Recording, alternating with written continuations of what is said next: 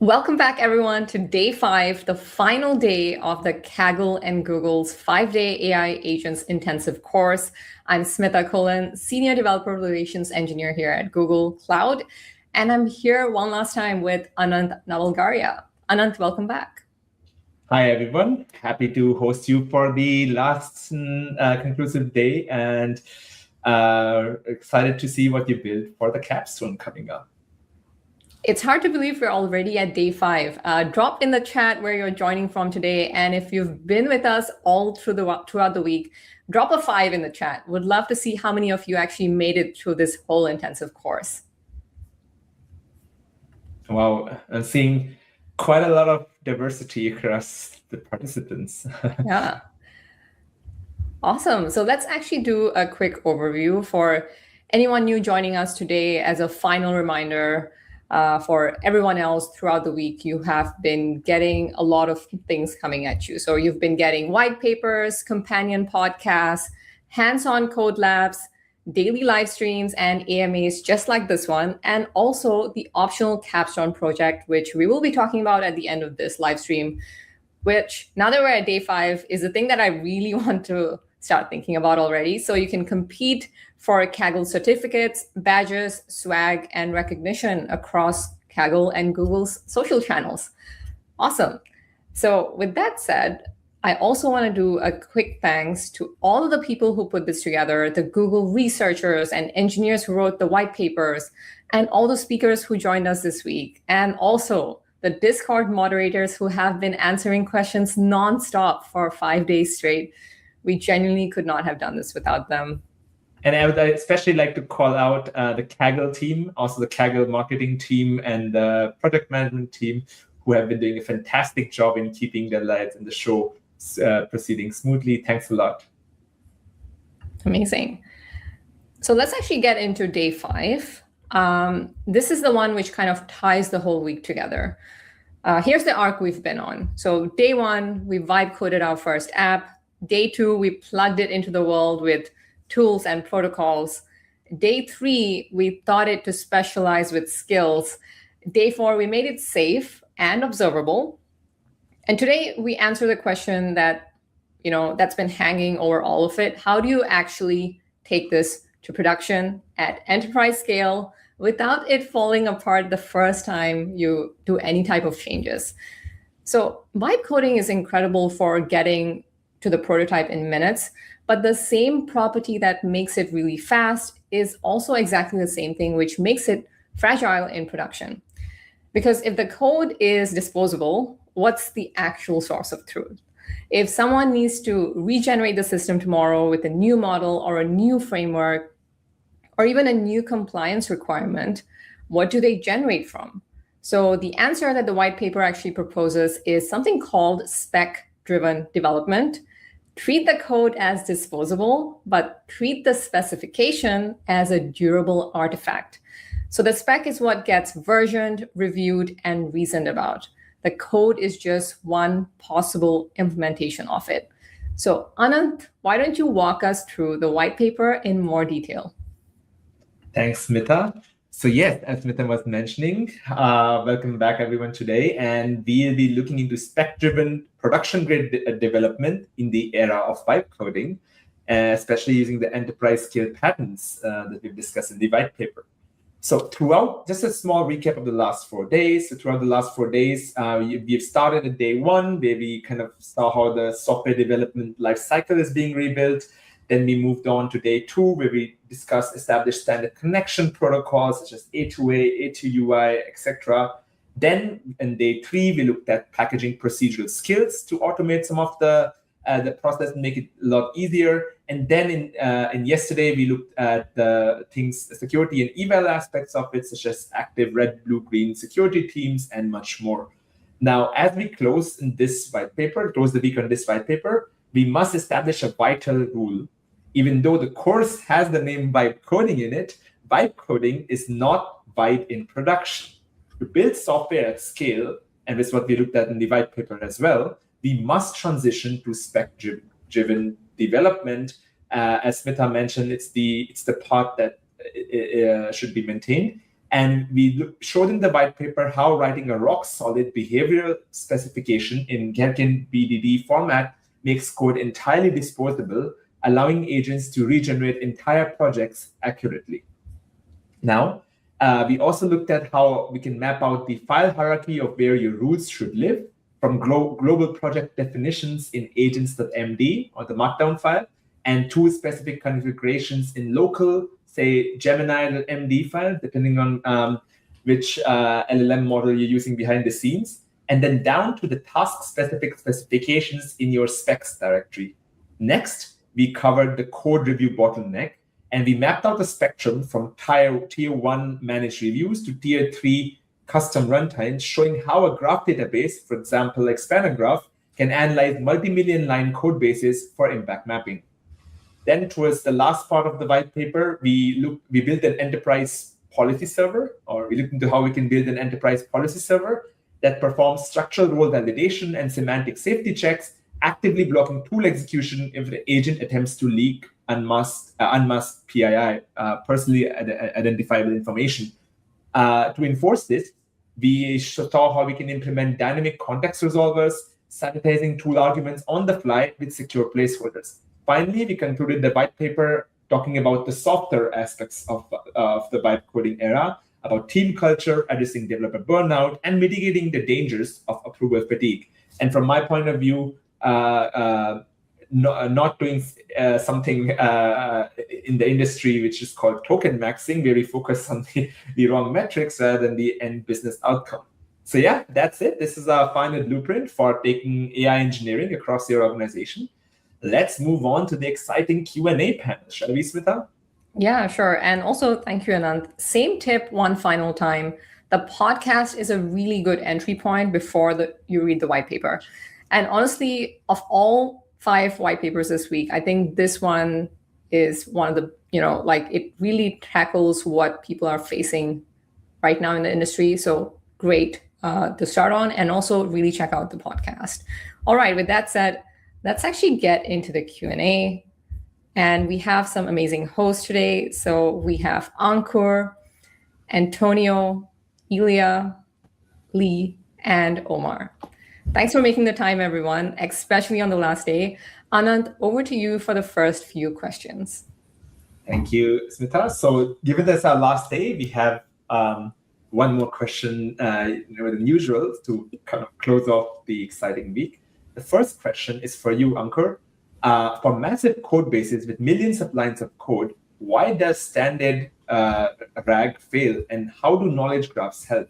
Also, what recommendation does Google Cloud provide to make long-running agents easier to build and manage?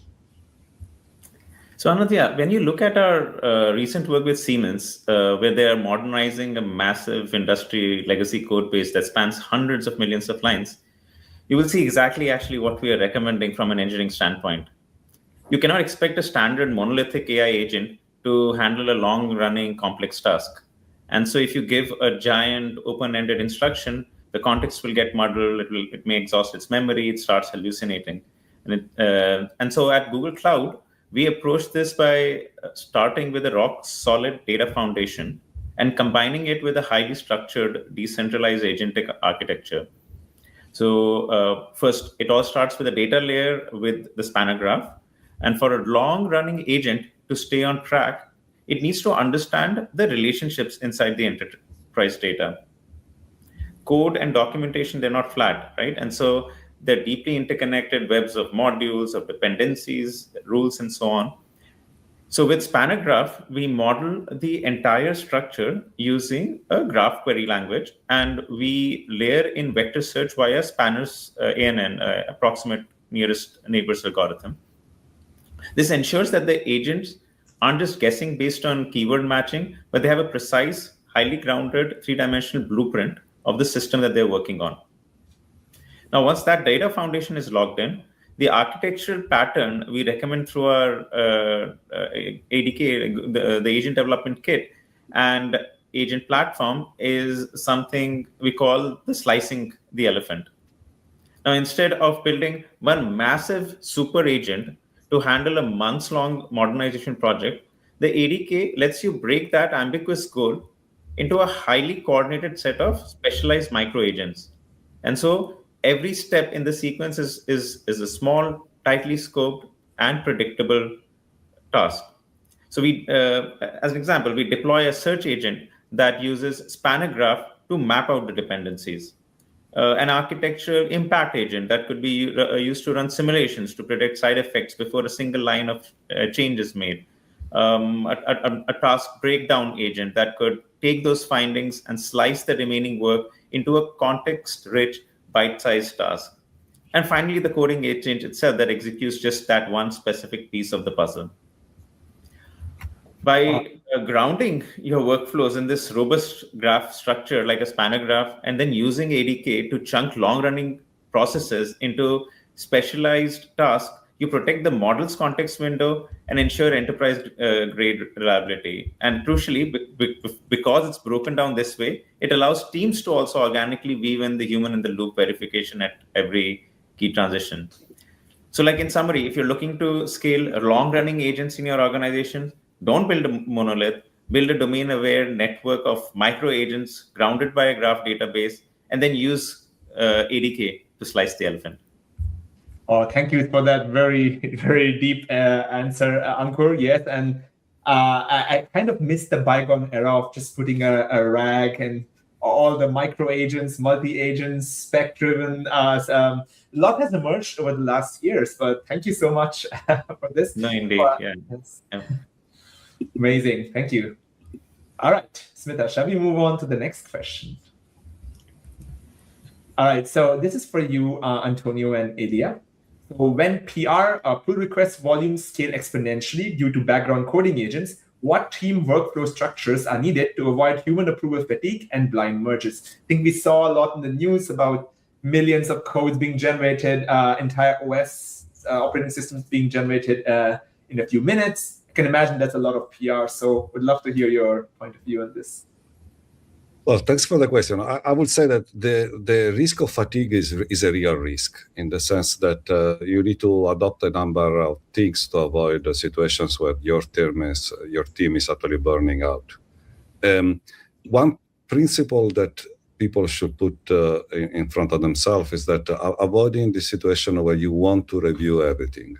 And indeed, what you want to do is to have AI assisting you in all the process. So in a way, you should think about the idea of reviewing as a risk, a way of estimating the risk, right? So there are probably the first level of review is everything should be automated whenever you try to implement, small things like fixing a typo or minor dependency in the code. This should be completely automated, right? So AI can help on this, can bypass human entirely, and can auto-merge when you pass CI in integration. Then there is another layer, let's say medium risk layer, where essentially these are things that you want to have a human intervention, but you don't want to have every single PR going to human immediately. Perhaps you want to bundle them so that you have like a kind of batch digest every once per day. And then the last layer is the layer where you really want to have human reviewing things. And in reality, this is what we do in Google. We have every time, like a new CL, a new change in the code is actually submitted, a new PR is submitted. A first phase is our models are actually doing the first phase of review, and everything that can be automated is actually taken care of from the models themselves. And then the things where we really need to have human in the loop are going to our peers, our colleagues. I find that the only way to prevent the burning out of teams is to implement a serious set of layers or risk estimation. Perhaps one more thing I want to say, in all of this, you really need to have a test that is working well. And all of us, we generate tests also with AI, but you need to be in charge of what these tests are doing and have a clear sense that your test is actually not flaky and reflecting what is in the code. Yeah. And plus one to what Antonio said, I would say the best kind of investment is an investment towards building those tests, building that foundation so that you can further benefit downstream from this process. One approach I found really well is actually creating those recursive layer of adversarial review so that we push the human review. We start to engage with the human as late as possible for as fewer times as possible, right? So like you can imagine an agent asking maybe the agent or the human that make the PR, can you clarify this bit, or does it really make sense for the final product to have this code change? Can I reproduce an error in case there is a bug? And then finally, whenever you are making this, maybe you have a PR, maybe you're reviewing it, maybe there is something to learn. How do you then take all these learnings and make sure that all these background agents that are raising PR against your code base can actually improve and benefit from the existing reviews process that you put in place? So like some kind of a positive flywheel that you can generate from the review process.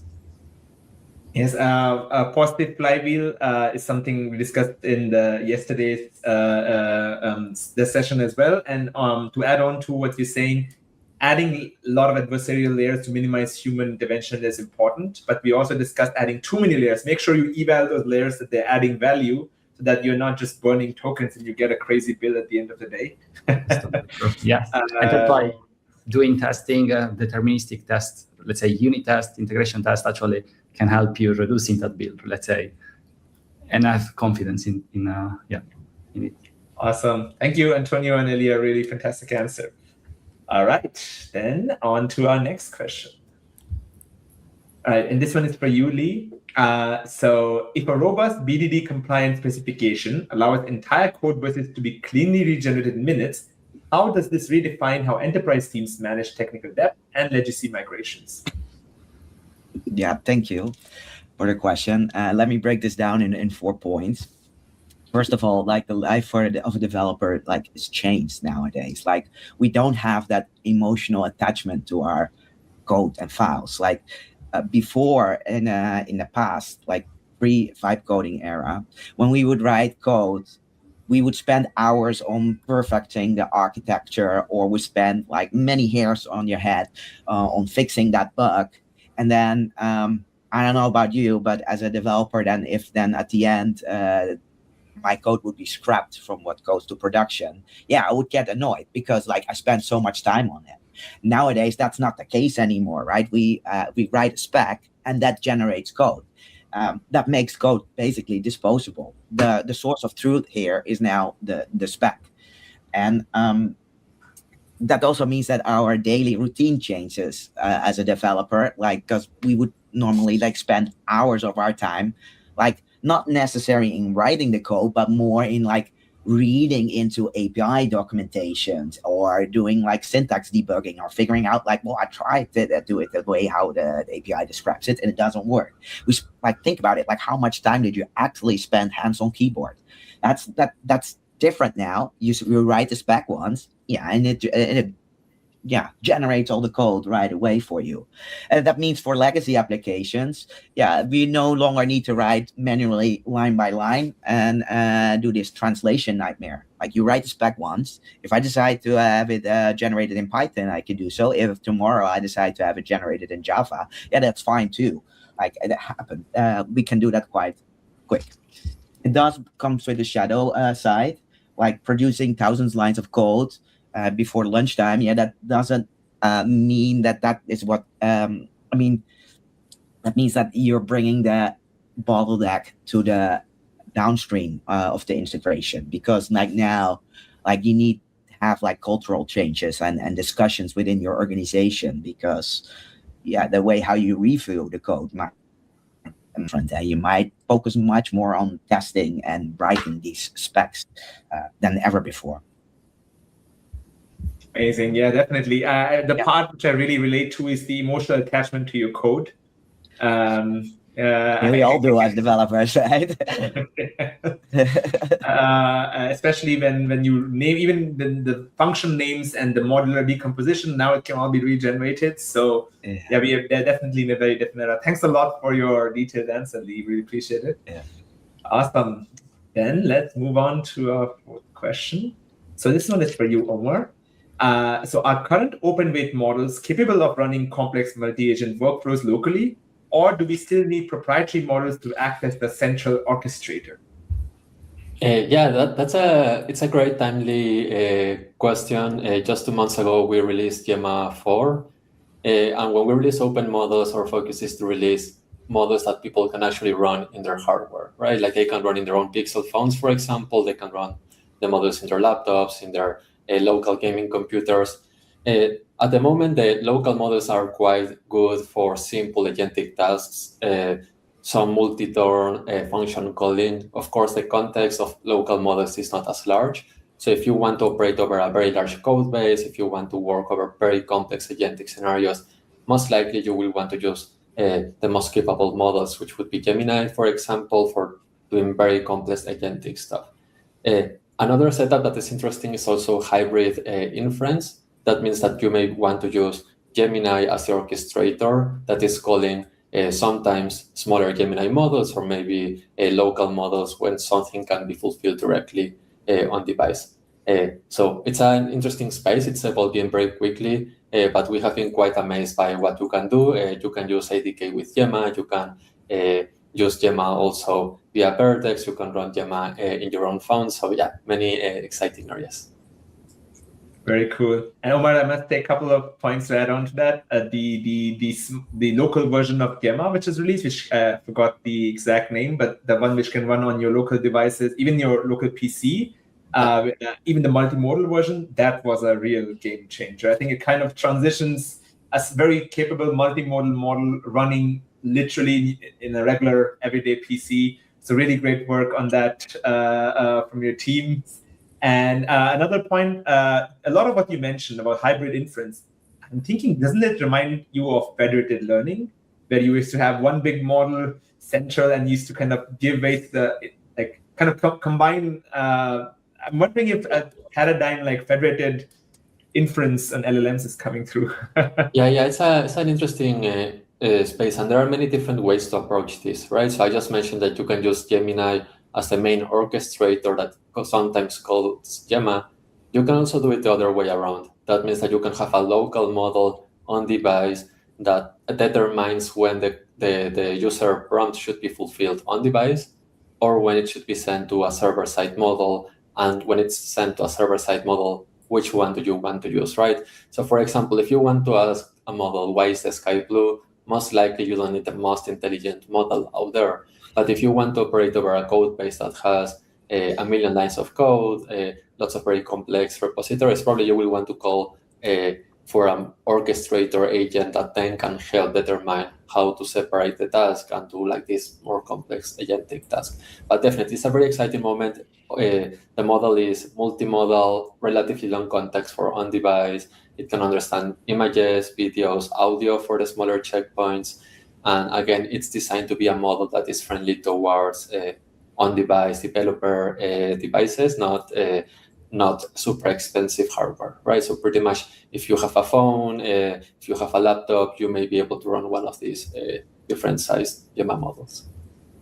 Amazing. Wow. Thanks for sharing that, Umar. Let's move on to our next question.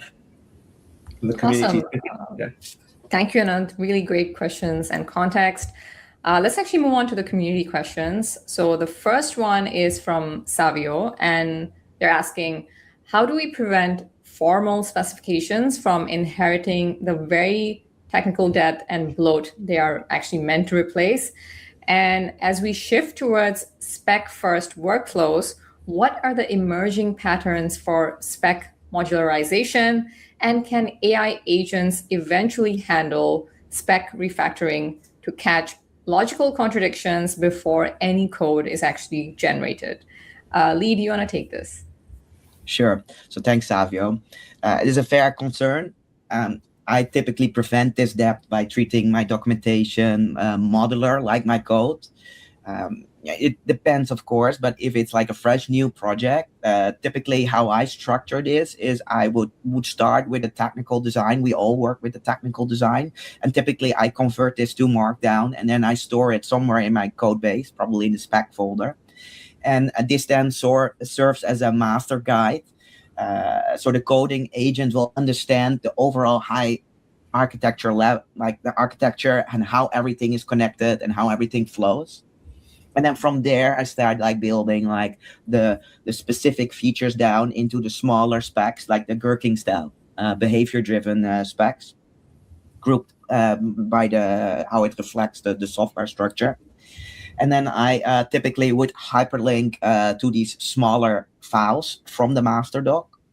I also link to all the configurations and data schemas. So typically, like when I use natural language, that's for specs, everything that's related to behavior, everything that's related to a contract, like the in or output from an API or database schemas or JSON objects.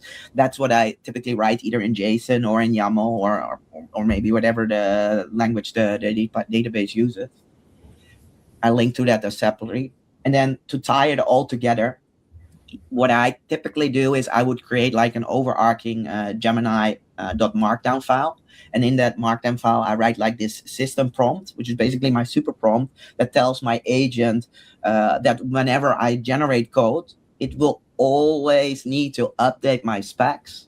It will also always need to generate new tests, because the more tests I have, like the more I feel better, like assured that whatever I generate is right. And then I typically also let it update like my changelog and my README files.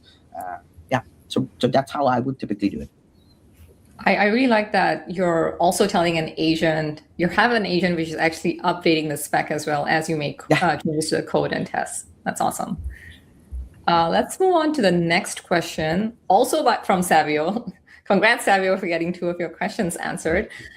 So if spec-driven zero trust development essentially positions the developer as a technical architect of agent workflows rather than a coder, how do we prevent the human review bottleneck from becoming a source of cognitive atrophy, where engineers lose the deep system intuition required to validate agent-generated blueprints in the first place?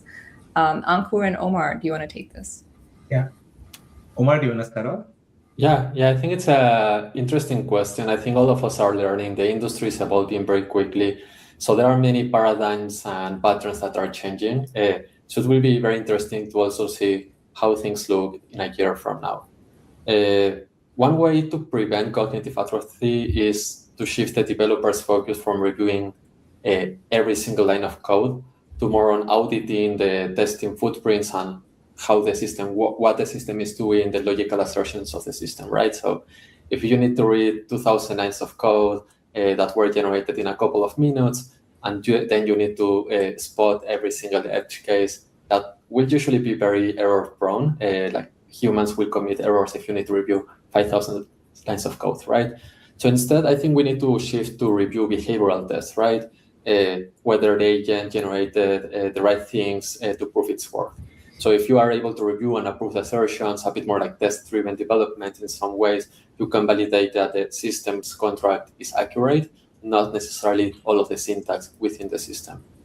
I do think, and going back to my first point, the developer ecosystem is going to evolve a lot in the next couple of months and next years.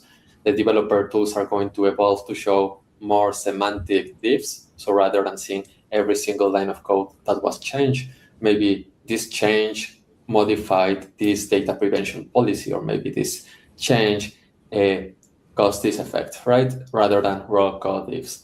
And in that way, the engineers will still be very engaged with the system design level.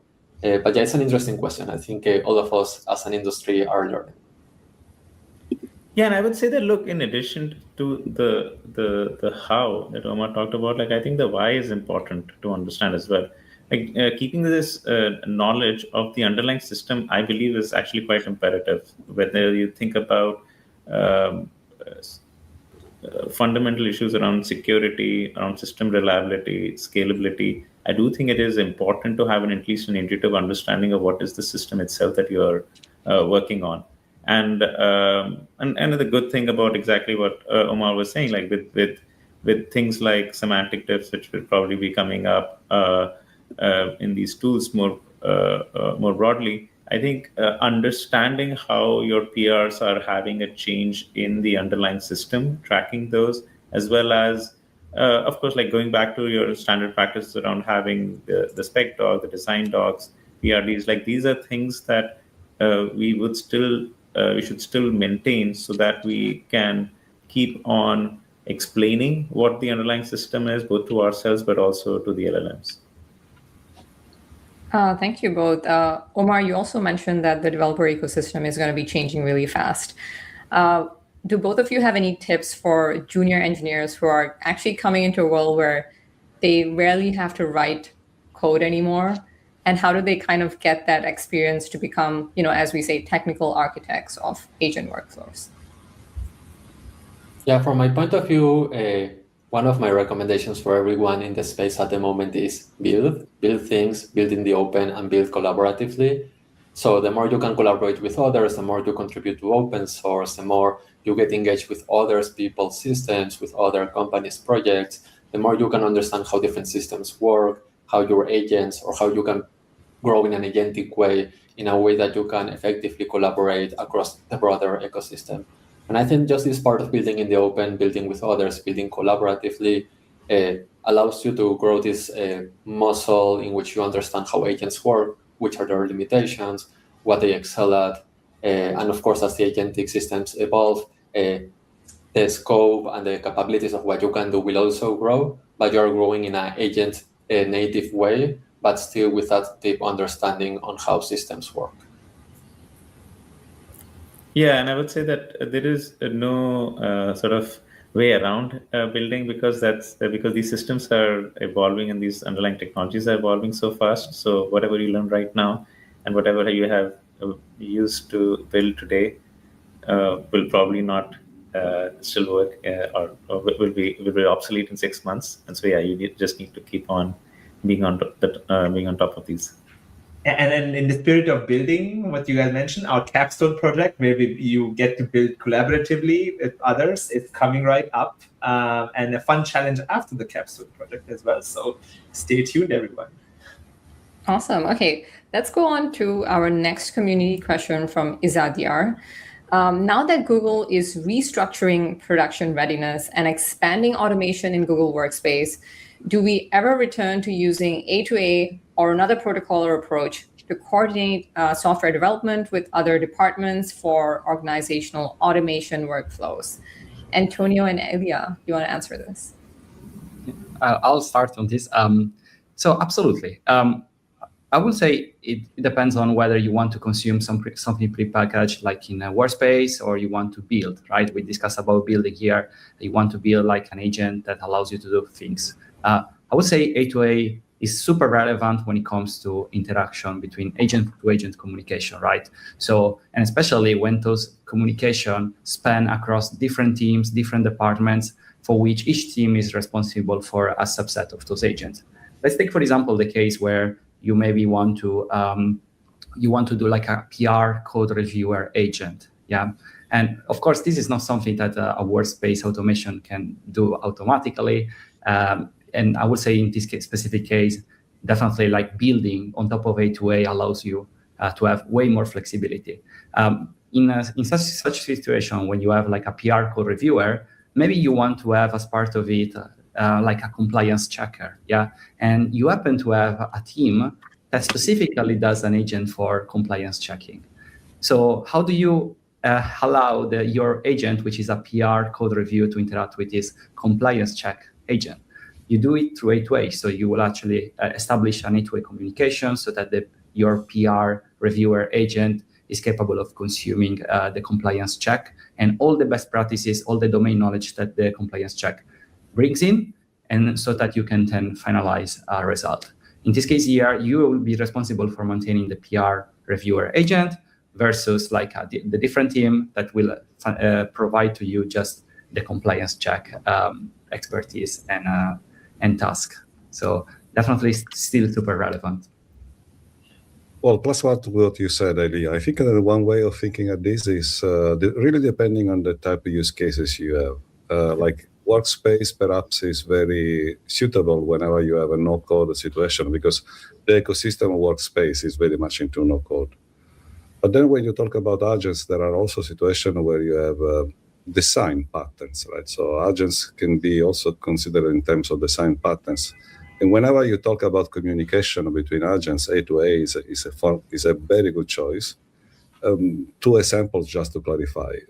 Before we were discussing about a situation where an agent is actually routing a request to multiple models, and you have a trade-off between cost and quality and performance.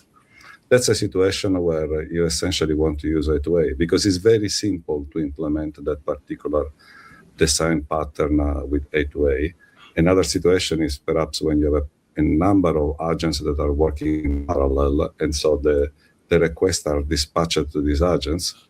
Another situation where A2A is really very, very useful. I wrote a book about this where you talk about design patterns. Every time there is a communication between agents and the type of communication is non-trivial, I would say that A2A is a very good choice. Yeah, absolutely. Especially because sometimes it's a protocol. So at the end of the day, it's like a language that we are establishing between 2 agents. And you don't want to reinvent the wheel. You don't want to reinvent another way of communicating between 2 agents. So you can rely on top of A2A to leverage a set of built-in best practices. Absolutely. Amazing. Okay, let's head on to our last and final question from Sami. In large-scale multi-agent development, how is architectural consistency maintained across agents working on different parts of the same code base? Omar and Antonio, do you want to take this? Yeah, I think it's a very relevant question as well.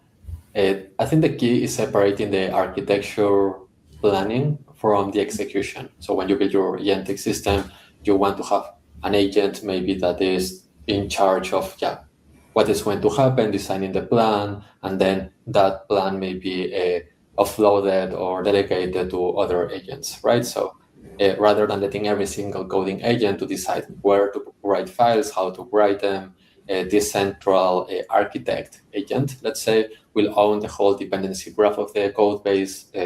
So when a coding agent needs to make a change, it may first submit like a structural plan. The architect may say, okay, this goes against or this does work well. So it will analyze and understand and then scaffold for the change and then hand it over to the coding agent to actually execute. And then you can also sandbox the coding agent so it doesn't have access to everything necessarily.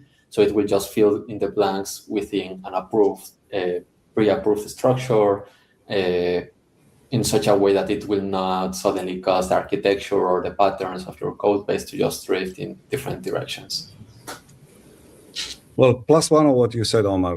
Ankur, before you were saying that we are all learning and what is working today probably in 6 months will be evolving. One thing that I'm doing at this point is I believe on this idea of architect, but for me it's more like a squad of agents that are playing this role. So there is an agent that is in charge and co-editing the spec, as Lee, you were saying.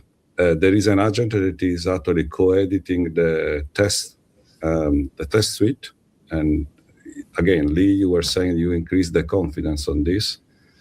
And then I have agents that are not only writing the code, writing the test, and writing the documentation, but this still in this squad, I have also agents that are managing the infrastructure. So the whole deploy at this point is after having the static artifacts, so code, test, documentation, the whole deploy is actually run by other agents that are managing the infrastructure. Today, I don't use to go to GCP directly or through the CLI. Agents are doing this on my behalf. And then 2 more things that I'm doing more and more is once the code is deployed, there are agents that are going there and collecting all the trajectories, all the logs. And the final thing is, people are talking about this a lot. I'm seeing a huge gain adopting these patterns is once the code is deployed, the logs are collected, the trajectories are collected. There is a final agent which is sitting on the top of everything, kind of super architect, and this final agent is closing the loop. So running the experiments, learning from these experiments, and then going back and proposing changes into the original spec. So there is this continuous loop where you start from the spec, you add tests, you have documentation, you deploy, you have logs that are and trajectories that are collected, and then the final step is the self-improving loop. And on the top of this, our role is to collect all this information and validate this information. So there are multiple checkpoints where humans can have a role. The initial spec, the test verification, the overall log, and then the final loop where things are improving in a self-improving loop. Cool. Amazing. Thanks for your answers, everyone, and all the guests. Thanks for joining. That was our final question, I believe, right, Smita? Yeah, thank you to all the guest speakers for coming on here to answer these questions. And a huge thank you to everyone who's been following along so far. So the depth of these questions has been genuinely the best part of these live streams. With that said, now let's actually move on to the Code Labs with Lavi. Thanks, Midas. Thanks, Anand. This was a great discussion and question answer session. So let me quickly go to the Code Labs. All right, let's start. Okay, so the two Code Labs that you'll do today, again, it's in continuation of everything that you have done so far. This is the first Code Lab, which where we'll sort of talk about how to deploy an ADK agent using Agent CLI. And this is written by one of my colleagues. Amazing job with both the Code Labs that you'll see today. So what we're going to do in this is we're going to create an agent, and that agent essentially will create something called as ambient expense agent. This is just a sample that we're trying to do. The two main objectives of the Code Labs today is one, to create an agent and deploy that, and the other is to sort of add a layer of UI over it so that you can also sort of use that in a general environment. So you don't have to always talk to a chatbot and there's a UI layer to it.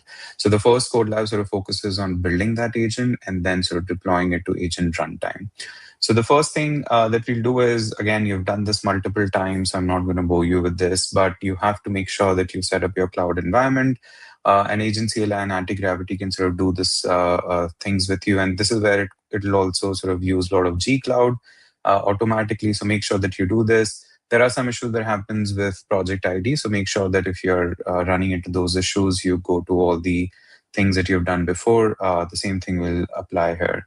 Again, the third step is very simple, which is you set up the Agent CLI, which is one of the most important things. Do remember that Agent CLI has two sort of major components inside it, which is one, it has all the scaffolding that you need to work with the whole agent platform, which is to say, if you want to sort of deploy certain things, if you want to do any interaction with the GCP from an agent platform perspective, Agent CLI is really good to do that from an automation perspective. And then one of the amazing thing it also has is the ADK skills, which means that it has all these skills which are required for any coding agent, be it Anti-Gravity, Claude Code, or Codex, or anything that you want to use. It'll use those skills to build those agents, deploy those agents, and do a lot of hand-holding. It'll take a lot of hand-holding from you back to the agent. So the second step is for you to sort of deploy. The second step for you is to sort of set up the Agent CLI and ADK skills. Once that is done, what you're going to go through is you're going to set up your first sort of scaffolding of the agent. This is where the prompt, if you read the prompt, what it specifically says is that, build me a ambient expense agent that sort of streamlines the expense reporting by, by employees. And one of the things that we're doing here is we are explicitly asking it to align with ADK 2.0, where you have the graph workflows. And this use case specifically, if you go through it, you'll realize that it's a very graph-based use case because there is a There's a sense of workflow that needs to be integrated. There are steps that has to be taken if you take one path versus the other. So, for example, if you notice, we are saying, hey, do the auto approve if the expenses are less than $100. If not, if they are more, then send it to review agents so that the human in the loop can sort of review and approve the expense. Again, very real world. This is pretty much a lot of the expense trackers and expense systems do. So that's what we are doing. We are explicitly asking it to align and build for ADK 2.0. It doesn't mean that you always have to do it, but some of the use cases are good if you sort of do the graph part. Now, once that is done, one of the coolest thing, this is my favorite thing about Agent CLI, which is you can sort of, even before you do the deployment, you can sort of start doing the scaffolding of the deployment and as well as do the dry run. But what it does is it saves you all the effort of, going anything that goes wrong during that process. So the next step that you're going to do here is you're going to scaffold the production deployment files for Agent Runtime, which is to say that it'll create the Agent Runtime app, it'll create the deployment metadata. These are important for it to at some point go to the Agent Runtime and deploy itself. So that's the fifth step. And what you do next is, like I said, the most important and the very interesting part of this is that you would ask it to specifically do a dry run before it sort of goes and does the actual implementation or the deployment of it. Now, this is important also because, again, when you are using coding agents, if there is something that is wrong and if there's anything that is sort of not aligning with how the deployment should go, the coding agent will try to fix this for you and you don't have to sort of worry too much about it. And this is where the Agent CLI skills are very helpful because it has all of these important requirements written in the skill.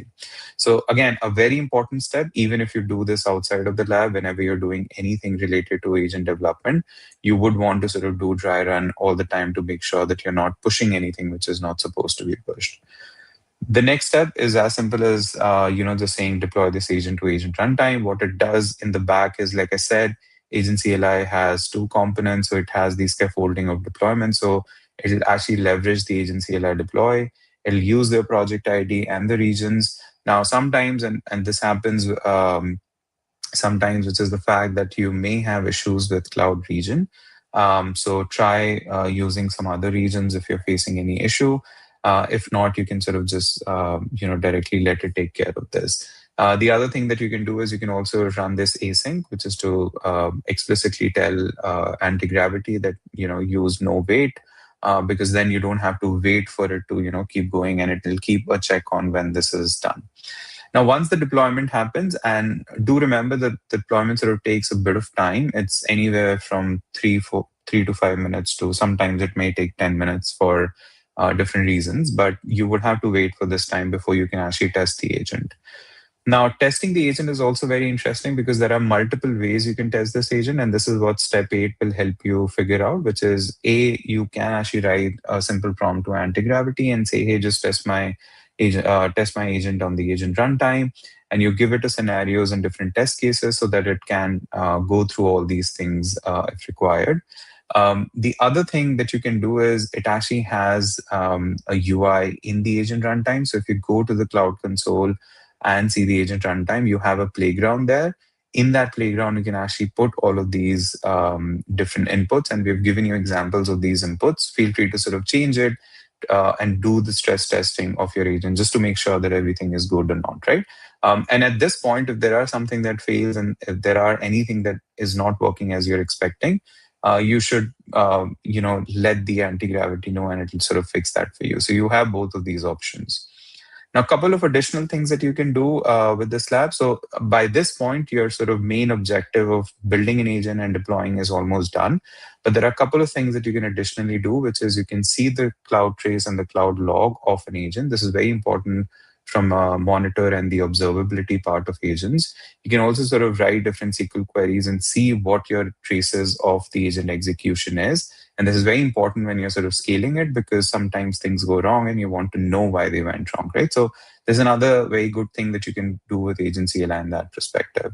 The last thing, which is agent registry. Again, this is very interesting because now imagine a scenario where you're a big company, you have like thousands of agents, you would want your agent to be somewhere centralized and available as a registry so that you can have a look at it and you can use it if your workflow sort of requires it. So you can test whether your agents are automatically added in the agent registry. By default, when you do deploy, it will do that on behalf of you. So you can just test that part. So that's lab one. And this is where you'll see, like I said, starting an agent, building the scaffolding, deploying it, testing it, and then monitoring and observability part of it. The next one, let me switch to the next lab, is the fun part. So the first part was sort of slightly cumbersome because you were doing a lot of serious things. But the next part, again, this is a lab by Sita, amazing lab that she has written, is the fact that now you'll put a UI in front of it. And this is like the fun part because you don't have to always sort of do the chat thing. You can actually just create a UI, and that UI actually coordinates everything with the agent. Now, one thing which is very interesting that you should spend time is understanding why we are doing PubSub here. Because we want these streams of input to come to your agent runtime, and then it should do all the remaining logic as it should. So the way it starts by is, again, you should reconnect with anti-gravity and confirm deployment. Again, very important because your UI sort of relies on that deployment piece to be done in the previous lab. So make sure that you're testing this. Once that is done, it's as simple as just writing a simple vibe code command. Now, one thing to be very important, one thing to keep in mind here is that while you can define however you want the UI to look like, that's again your personal choice and how you want to. But very important is the instructions that the anti-gravity should remember in terms of how it should connect to the backend of the agent runtime. And this is where you'll see that we are doing fast API server. We're explicitly mentioning that, hey, these are the things that you need to keep in mind. Connect to the session service. The session service is where all the connections and all the integrations that will happen, and whatever you do on the UI, it'll actually do all of those things in the back. So this sort of prompt gives you a lot of specific details so that your anti-gravity doesn't go in different directions, and it sort of does this in one go. Once that is done, again, like I said, this is as simple as this. Once this is done, you basically do another deployment. So this is not the same deployment as the previous case, which was the agent. This is where you're deploying your actual UI. So again, we explicitly ask it to do a Cloud Run deployment so that this is separate from your agent runtime. And then you define these two sort of properties, which is the Cloud Project and the Runtime ID. Both are important for it to function. And then you just let it take care of that. The part where I want all of you to focus on today is the PubSub, which is you need to create that PubSub. And again, this is one of those architecture choices. You don't have to do it. You can do it in a very simple way as well. But because we are trying to build it from a scale perspective, the PubSub here sort of takes care of all the incoming messages. You can imagine like thousands of people in your company will actually use this expense report. So you want something which can take care of the streaming. You also need to have something where if for some reason the message fails to go in the stream, there has to be something where it can still catch it. So the 5 and the 6 is essentially where you're building the PubSub, again, just by prompting it. Once that is done, you'll be able to sort of create and connect this with the agent runtime as we walked through in the first one. Now, just to give you, again, a high-level view of what this architecture looks, so there's an event ingestion part of it, there's a management front-end part of it, which is what we build, and then there's an agent runtime part of it, which is where all the agent things are happening. So these are 3 different components, and we are trying to sort of club them together by the push subscription, which is going to push all the events from the PubSub to the agent, and then there's a post API section, which is coordinating with the UI. So this is very important. This sort of gives you a high-level view of what we are trying to do. And that's it. That's what these 2 labs will help you do. And I'm sure that you'll have a lot of fun. So with that, I'm going to be back with Smita and Anant. Awesome. Thank you so much, Lavi, for going through both of those code labs. That was great. Now let's move on to the pop quiz. Amazing. Hope you're all ready for the final pop quiz. And first question for your pop quiz is, why is code considered disposable in spec-driven development? Is it because A, AI-generated code is always poor quality and must be rewritten? B, because having a rock-solid version control spec allows the entire code base to be easily regenerated or translated? Or C, because modern applications do not require a persistent code base? Or D, because database structures are decoupled from the application logic? Think back to the white paper and Lee's discussion earlier. And the correct answer will be shown in 3, 2, 1, and it's B. Having a rock-solid version control spec allows the code base to be regenerated as you wish, and there's no emotional attachment to it, as Lee pointed out. All right, moving on to the second question. Which structured natural language syntax is recommended for behavior-driven specifications to keep LLMs focused on state, action, outcome? Is it A, YAML schemas, or B, JSON schema templates, or C, Gherkin, or D, UML state diagrams?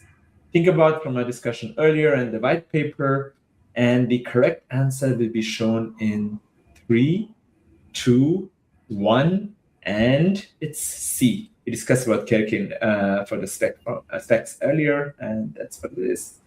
Moving on to our third question. What is the purpose of the cross-tool configuration file agents.markdown or .md? Is it A, to define the specific API keys for Google Cloud, or B, to serve as a shared cross-tool foundation to prevent instructional fragmentation, or C, to override project-level sandbox settings, or D, to list and install third-party libraries? Think about that and to what are Markdown files usually used for, especially agents.md.